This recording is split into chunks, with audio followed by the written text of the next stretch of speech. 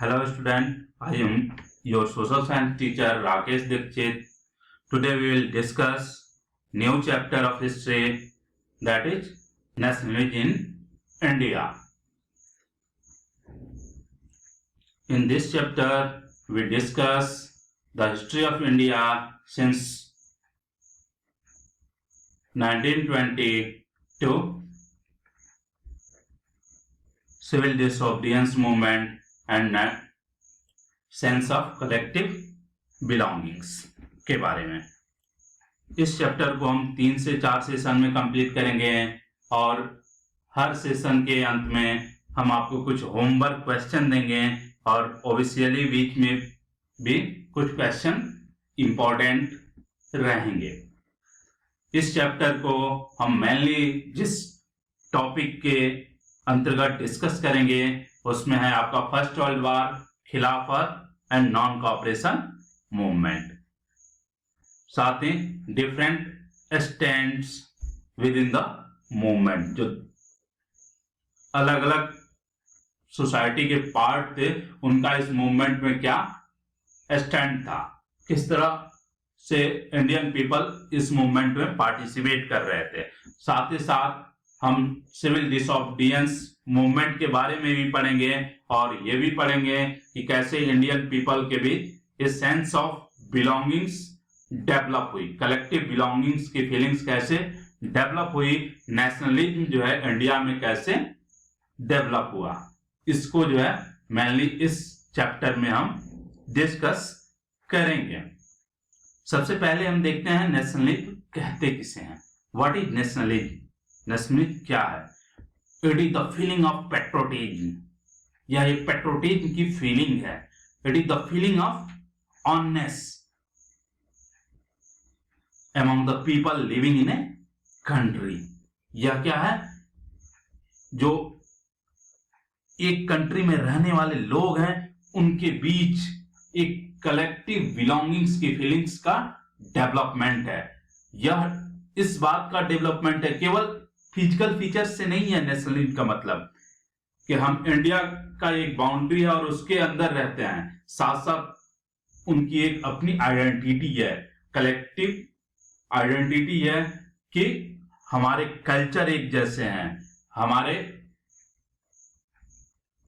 एक सिंबल्स हैं, एक नेशनल फ्लैग है, एक सॉन्ग है, हमारी भारत माता की जय हम बोलते हैं, तो इसका मतलब है कि हम अपने देश के प्रति अपना रेस्पेक्ट डिस्प्ले कर रहे हैं। तो यह कॉन्शियसनेस इंडिया में डेवलप कैसे हुई, इसको भी हम इस चैप्टर में डिस्कस करेंगे। नेशनलिज्म इंडिया में या कलेक्टिव बिलोंगिंग्स की फीलिंग इंडिया में अगेंस्ट एंटी कॉलोनियल मूवमेंट जो था, ब्रिटिशर्स के अगेंस्ट जो हमारा मूवमेंट था, विरोध था, ब्रिटिशर्स के रूल्स और पॉलिसियों को जो हम काउंटर कर रहे थे कॉलोनियल पीरियड में, वहीं से यह जो है कलेक्टिव बिलोंगिंग्स की फीलिंग्स हमारी डेवलप हुई। हमें लगा कि ब्रिटिश रूल्स जो है इंडिया में वो क्या है, अनजस्ट रूल है और हमें इसका काउंटर करना चाहिए। और इसका परिणाम भी क्या हुआ, इस कॉलोनिज्म की फीलिंग्स से हम कब फ्री हुए? इन 1947 में, जब हम कंट्री कंप्लीटली इंडिपेंडेंट डिक्लेयर किए गए। अब कॉलोनिज्म क्या है, नेशनलिज्म तो आप समझ गए कि यह एक पेट्रोटिक फीलिंग्स है और लोगों में जो एक कंट्री के बीच रहते हैं उनमें कलेक्टिव बिलोंगिंग्स की फीलिंग्स का डेवलपमेंट है। उनके बीच ये अंडरस्टैंडिंग है कि उनकी एक अपनी आइडेंटिटी है, एक अपना सिंबल है, अपना आइकॉन है, अपना सॉन्ग है। यह नेशनलिज्म है। दूसरा शब्द आया था अभी, कोलोनिज्म। कोलोनिज्म क्या है? कोलोनिज्म कॉलोनी से उत्पन्न हुआ है। कॉलोनी का मतलब ये नहीं जो जहां आप रहते हैं, कॉलोनी का अर्थ है उपनिवेश। 16, 17, 18 सेंचुरी के आसपास many European countries captured politically and economically in Asian and African countries. उसी तरह हम भी जो थे ब्रिटिशर्स के अधीन थे और India is the colony of Britain. तो in that system when one country capture other country economically and politically, that is called colonies. Clear? तो इस चैप्टर में, in this chapter we pick up the story from India 1920 and we also study non-cooperation movement, civil disobedience movement, खिलाफत movement and sense of collective belongings. साथ साथ इस chapter में हम ये भी लर्न करेंगे कि कैसे कांग्रेस नेशनल मूवमेंट को डेवलप करने में अपना योगदान देती है. साथ ही साथ हम इस चैप्टर में ये भी पढ़ेंगे कि how different social group participate in the movement, चाहे वो नॉन कोऑपरेशन मूवमेंट हो, खिलाफत मूवमेंट हो या सिविल डिसोबीडियंस मूवमेंट हो. साथ साथ हम ये भी देखेंगे कि how nationalism capture the imagination of people. इसको भी हम इस चैप्टर में डिस्कस करेंगे. तो आइए शुरू करते हैं. The first world war, Khilafat and non cooperation movement से. फर्स्ट वर्ल्ड वॉर की शुरुआत कब होती है? 1914 में शुरू होता है और 1918 में फर्स्ट वर्ल्ड वॉर खत्म हो जाता है. हालांकि India directly first world war में इन्वॉल्व नहीं था, फिर भी फर्स्ट वर्ल्ड वॉर का इंपैक्ट इंडिया पे इकोनॉमिकली और पॉलिटिकली पड़ा. यहां से एवरी ईयर्स बोर्ड क्वेश्चन भी अराइज हुए हैं. 2019 में क्वेश्चन 5 मार्क्स के पूछे गए थे. How had the first world war create economic problem in India, explain with example. Previous years भी क्वेश्चन यहां से 3 मार्क्स के पूछे गए थे कि how had the first world war create economic and political problem in India. तो ये इंपॉर्टेंट क्वेश्चन है. इसको हम 5 पॉइंट्स के माध्यम से डिस्कस करेंगे, जिसको ब्रेक करके आप इस क्वेश्चन का आंसर लिख सकते हैं.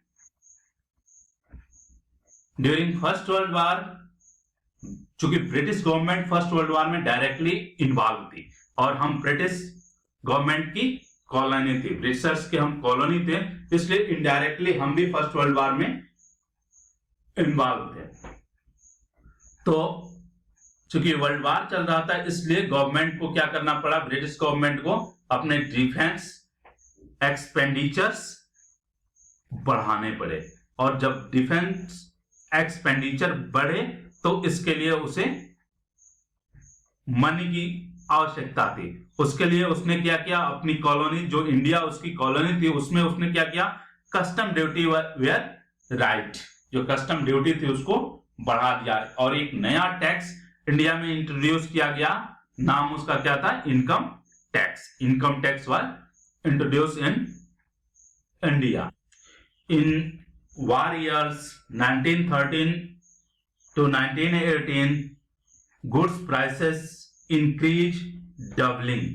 जो गुड्स, चूंकि कस्टम ड्यूटी बढ़ गई थी और इनकम टैक्स इंट्रोड्यूस हो गया था, इससे गुड्स के जो प्राइसेस थे वो क्या हो गए थे, बहुत अधिक बढ़ गए थे. और यह जो है extremely hardship for the common people, यह जो कॉमन पीपल थे उसकी मुश्किलों को बढ़ा दिया था. साथ ही साथ ब्रिटिश गवर्नमेंट द्वारा वार के लिए विलेजर्स का force recruitment as a soldier किया जा रहा था और उसे वार प्लेस पे भेजा जा रहा था. इसके वजह से वे जो रूरल पीपल थे वो ब्रिटिश गवर्नमेंट के अगेंस्ट हो रहे थे. In that time also crop failed in many parts of India, resulting in a great shortage of food. इसी समय इंडिया में फेमाइन की सिचुएशन उत्पन्न हो गई, क्रॉप फेलियर हो गया और जिससे जो है फूड शॉर्टेज की सिचुएशन उत्पन्न हो गई। इस that time also influenza epidemic spread in many part of India. इस टाइम पीरियड में इन्फ्लुएंजा इपेंडेमिक, जैसे अभी आप फेस कर रहे हैं ना कोरोना इपेंडेमिक को, वैसे ही इन्फ्लुएंजा इपेंडेमिक इंडिया के मैक्सिमम पार्ट में फैल चुका था और इस सब का रिजल्ट क्या था? Millions of people died as the result of famine and epidemic. इन सब सिचुएशन में इंडिया के जो पीपल थे, कॉमन पीपल जो थे, वे अगेंस्ट ब्रिटिश गवर्नमेंट हो गए थे। हालांकि in that stage people hope that when the war was over the hardship will and, लेकिन ऐसा हुआ नहीं। इंडियन होप कर रहे थे कि जैसे ही यह वार खत्म होगा उनकी मुश्किलें खत्म हो जाएगी, लेकिन ऐसा नहीं हुआ। और इस स्टेज पे, in the new stage, a new leader come from South Africa to India and started new struggle against British government. That struggle called the idea of satyagraha. तो यह आइडिया ऑफ सत्याग्रह क्या था और किस तरह उसका गांधी जी के द्वारा इंडिया में इम्प्लीमेंट किया गया, इसको हम लोग नेक्स्ट सेशन में देखेंगे।